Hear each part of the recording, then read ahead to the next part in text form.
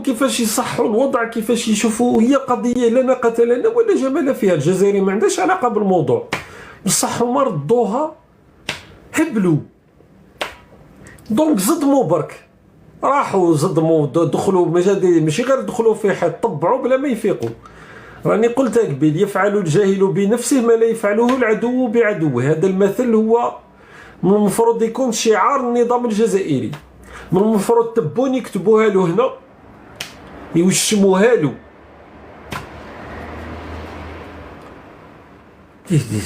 كارثه يعني الوضع، كارثه الوضع اللي وصلوا ليه. يعني كيف انك من اجل قضيه لا ناقة لنا ولا جمال فيها، ما عندها علاقه لا من قريب لا من بعيد. اولا ملايير الدولارات اللي صرفناهم في القضيه هذه، ودرك تزيدوا هادو 720 الف دولار. وزيد المنطقه، انا دائما نقول او كرروها وعمري ما راح الموقف هذا يبقى هو.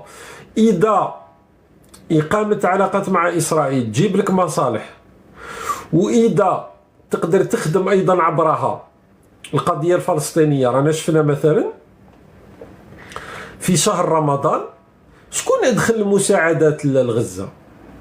القوة الضاربة في الطوابير، طابوريستان الكبرى تدخل المساعدات. راكم ما عندكمش علاقات مع إسرائيل.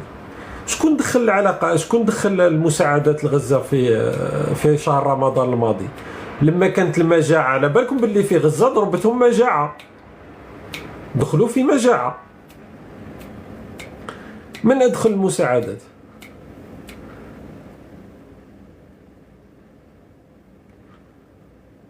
فوالا الإمارات لأنه حجما بحكم الإمكانيات تاعها هي النمبر 1، مع مصر لأنه الإنزال الجوي كان مصري أكثر شيء، الأردن بحكم القرب،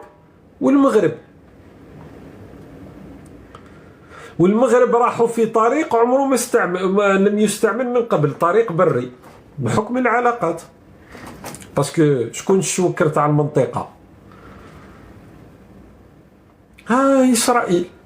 باش تقدر تنقذ الغزاويين من المجاعة اللي طاحوا فيها، ما شافوش العلامات تاع القوة الضاربة، ما شافوش العلم تاعنا اللي دارتو إيميلي بيسكون مع مصالي الحاج. شافوا الأعلام الإماراتية، المصرية، الأردنية، المغربية. هذه هي الأعلام التي رفرفت في غزة في شهر رمضان الماضي وانقذتهم من المجاعة.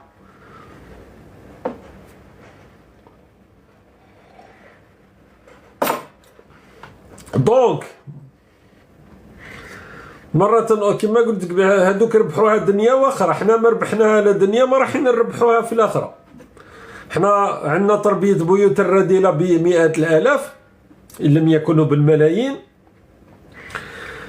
ما طبعنا، ما دينا مصالح، ما خدمنا القضية الفلسطينية. وزيد لما طبعنا بلا ما على بالنا، ولينا حنا نخلصوا في إسرائيل. على بالكم دركا 700 باش نتفاهموا، هادو بي جي ار جروب راهم يدعموا ماديا إسرائيل. راهم قدموا لما صارت إحدى القضايا في إسرائيل قدموا هبة لإسرائيل. دركا 720 ألف دولار دركا راهم يتمصرفوا بها، يخلصوا لي شارج تاعهم، يخلصوا العمال تاعهم، وشوية تروح لتل أبيب. واصلا الرؤوس تاع هذه الشركة كامل راك تلقاهم عايشين بين تل أبيب وواشنطن، رايحين جايين، وكش ما يديو معهم شي سويرخات باش يقصفوا غزة من أموال الشعب الجزائري. أنا هذه غير هذه ما كنتش نستنى فيها. حنا موالفين نشريو السويرخات البطاطيش جمهورية تندوف، احنا الممول الرسمي، بصح هذه تاع نمولو إسرائيل والله ما كنت نستنى فيها صراحة.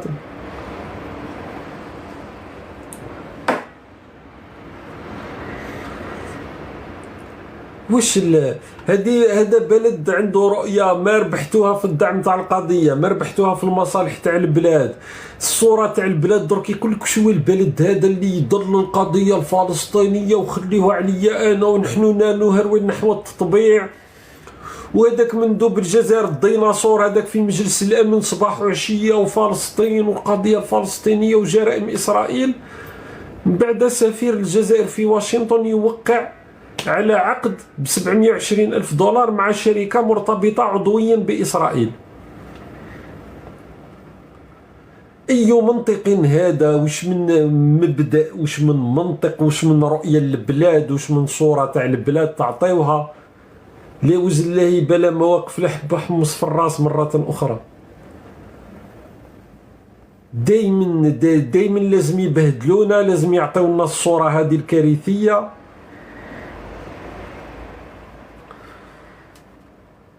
واحد قال لي شركه صهيونيه، يا ودي شركه اسرائيليه خالصه، اش منا صهيونيه؟ اسرائيليه كامله بصهيونيتها بيهوديتها بوش حبيت كلش. اصلا هما شوف الشركات تاع اللوبيين هادو المكاتب ما كاينش وحده فيهم ما عندهاش علاقه مع اسرائيل من قريب او من بعيد. بصح هذه بالذات راهي اسرائيل شخصيا.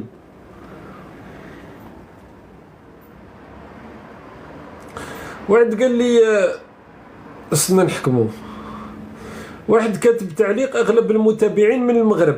لو كان جاو اغلب المتابعين من المغرب، لو كان تربيه بيوت الرذيله والعبارات النابيه، لو كان ماهمش بالعدد هذا صديقي. يا ريت لو كانوا كامل من المغرب صراحه، كش ما ترباو شويه، هزوا من عندهم التربيه وحسن الخلق على الاقل. ولو انهم هما تاني بداو يتخلطوا لهم شويه لي بارامتر، على بالك تا المحتكوا معانا بداو شويه يهبلوا.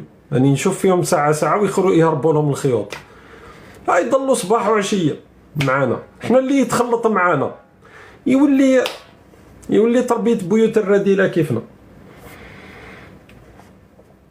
باسكو احنا الشعب درك حبينا ولا كرهنا، عندنا الاستثناء الوحيد منطقه القبائل. ستر ربي كاينه منطقه القبائل هذيك. لو كان راهو اسرائيل تمحينا من وجه الكره الارضيه بسبب سوء خلقنا، على بالك الاسرائيليين راهم ما يحبوش تربيه بيوت الرذيله. على بالك تشوف بين قوسين احنا يضلوا يسبوا اسرائيل والصهاينه وقتالين.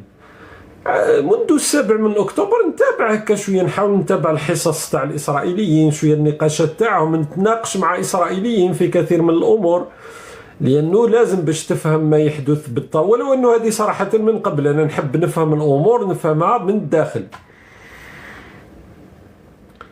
ما عندهمش تربيه بيوت الرذيله. درك تلقى ناس ماشي ملاح كما في كل بلدان العالم، تلقى ناس ماشي مربيين، تلقى ناس ماشي محترمين، تلقى ناس راحوا لإسرائيل كي يحكيوا لي في تل أبيب ولا في أي مدينة إسرائيلية، تمشي في الشارع واحد ميت بلاك. هادوك العرب تاع إسرائيل وكثر منهم خصوصا في شهر أكتوبر كانوا يتواصلوا معايا، عايشين حياتهم بشكل طبيعي، واحد ما يسبهم. على بالك انت تظن في تل ابيب تسمع العربيه عادي؟ تسمعني ما فهمتش انا. درك لو كان نهزو في الخلق الناس، احنا نضلوا نسبوا في الناس والصهاينه والقتالين، بصح هما مربيين عليكم، على الأغلبية تاع هادو الجزائريين وعلى الملايين من الجزائريين اليوم اللي بسبب النظام الجزائري المتعفن وبسبب المنظومة التربوية المدمرة صاروا تربية بيوت الرذيلة.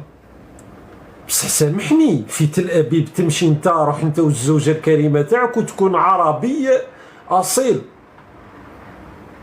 وروحوا هي ماشي بالحجاب بالنقاب، ومشي وهضر بالعربيه، واحد ما يتبلاك قوه القانون. شوف قول عليهم واش حبيت، انا ما نقولكش طيور الجنه. راك شفت كيفاش مع في لبنان مثلا، بصح هما عندهم العقيده كما الولايات المتحده الامريكيه. في لبنان مثلا هادو التفجيرات تاع البيجر، على بالكم باللي اطباء ماتوا باسكو اسرائيل كي فجرت. دركا ما على باليش الطريقه اللي انتهجوها على كل حال، ولا واحد عنده المعلومه بالضبط، لكن كاين اطباء في لبنان كيستعملوا البيجر هذاك تفجروا، واسرائيل كانت تعرف ذلك. بصح هذه هي، هما خارج الحدود تاعهم ما عندهمش انسانيه، بصح داخل الحدود تاعهم 20% من السكان تاع اسرائيل عرب ومسلمين، ويروحوا للمسجد ويصليوا ويمشي مع الزوجه تاعو في الشارع وواحد ما يدير له مشكل. حنا في الجزائر روح مشي مع الزوجه تاعك في الشارع، قسما بالله ما تقدر تمشي 10 خطوات في الجزائر العاصمه. شفت الناس اللي تبني المؤسسات، الشيء الوحيد اللي يضمن اللي يفرق بينك وبين الحيوان هو المؤسسات. هذه هي، وماشي الديمقراطية ولا المؤسسات في المواضيع هذه. الفرق بين الإنسان والحيوان هو المؤسسات، وحنا في الجزائر ما عندناش مؤسسات، إذن رانا مازلنا في الوضع الحيواني، باسكو ما عندكش أمر ينظم العلاقات بين الناس بالشكل اللازم. لهذا كل واحد يدير واش يحب. درك انت سب، ولا اصلا في الجزائر اليوم واش نعرفوا نديروا؟ نسبوا. ما عندنا اسلحه، ما عندنا علم، ما عندنا ثقافه تاع حوار، ما عندنا حجج، ما عندنا براهين ما نقدروا نواجهوا الناس. دونك الفرد الجزائري واش يدير في حياته؟ يسب، ينوض الصباح يسب، في المنتصف النهار يسب، في العصر يسب، في المغرب يسب ويسب المغرب، في العشاء يسب، قبل ما يرقد يسب، يرقد وهو يسب، يرقد تلقاه يعيط السبان، باسكو تربيه بيوت الرذيله. هذه هي هذا هو الفرد الجزائري اليوم. توت اونيتي ما نكذبوش على بعضنا. دونك ما تقدرش تسب اذا حاب مثلا تهضر على اسرائيل، حتربى انت ومن بعد عطي لهم دروس. تربي روحك، رد روحك انسان محترم، ومن بعد اعطي دروس للناس. هذاك الوقت بالك اون فا تو بروندر او سيريو، بالك ناس يقول لك هادوك ناس اصحاب مبادئ. ولما تكون عندك دوله عندها ممارسات تاع دوله تاع مؤسسات، ماشي حنا لا نهرول نحو التطبيع. اللي طبعوا واش داو هذوك المطبعين فيهم وفيهم، من بعد تجي تروح دير عقد تاع 720 ألف دولار مع شركة مرتبطة عضويا مع إسرائيل وشركة تاع لوبيين، وانت تعرف جيدا بأن الشركة تاع اللوبيين هذو. ومرة أخرى راهو النظام الجزائري راهو لا وسط لا مع إسرائيل لا أي شيء، راهم جاهلين، ما داروش عملية بسيطة. أصلا المجلة تاع جون أفريك لما فجرت الفضيحة أشارت، يعني طرحت التساؤل، قالت بأنه يبدو بأنه النظام الجزائري ما قامش بالعملية تاع التحقق من المعلومات اللي كان من المفروض أن يقوم بها. تو سامبلومون. دونك لهذا قلت لك انه نصيروا درك الامور هذه راهي ماهيش هكاك برك. كي نقول انا تربيه بيوت الرذيله وجو سي دو كوا جبار. لما ما تكونش عندك مؤسسات تبدا تقترب من الصفه الحيوانيه. اصلا اللحظات اللي تشوف فيها الشعوب المتقدمه ولا الدول المتقدمه، مجرد تكون هفوه امنيه، مثلا في بريطانيا راكم شفتوا واش يصرى، كيفاش يتحولوا يكسروا يخربوا يتقاتلوا، مجرد تكون هفوه برك، باسكو هذه هي الطبيعه تاع الانسان. لكن طبيعه تاع الانسان هي الفوضى، هي التخريب، هي القانون تاع الغابه. لكن لما تكون عندك مؤسسات، لما تكون عندك قوانين، لما تكون منظم، لما تكون كل شيء في مكانه، لما تكون عندك سياسات عموميه واضحه، هذاك الوقت تتنظم العلاقات بين الافراد. هذه هي الحقيقه.